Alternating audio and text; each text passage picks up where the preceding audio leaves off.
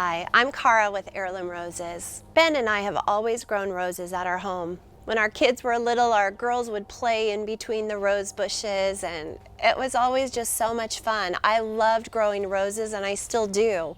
But we live at an elevation that gets a little bit harsher weather than in the Willamette Valley.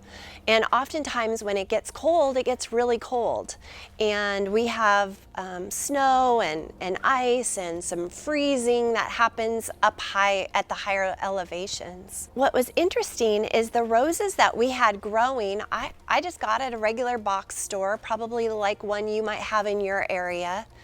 And the roses that I had were great.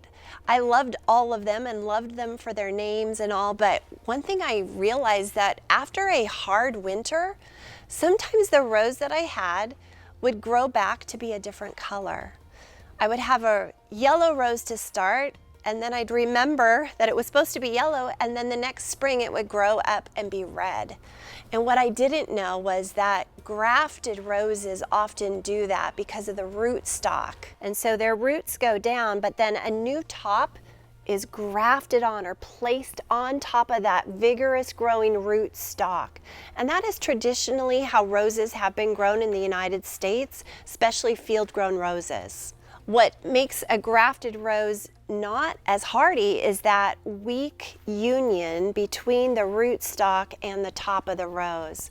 And so that's often why roses that endure harsher climates or hotter climates don't do as well, they don't last as long. And so the rose that you thought you had on the top might, if it gets damaged or diseased, it can actually cut off and kill the top part of the rose, but that root stock is what will come up. So what I love about own root roses is that the roots are the same as the top.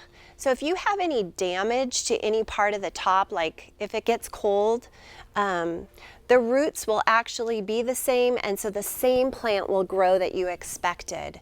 I have the same roses that I've planted years ago when we were first owners of the nursery that have done so well. I've not lost any roses despite the weather and the harsh conditions that have happened year after year. And it's just been a lovely way to just know what I'm gonna get is what I'm gonna get. And I just love that about own root roses. It's something I didn't know until after we had bought the nursery and have been here, but it's something I can trust.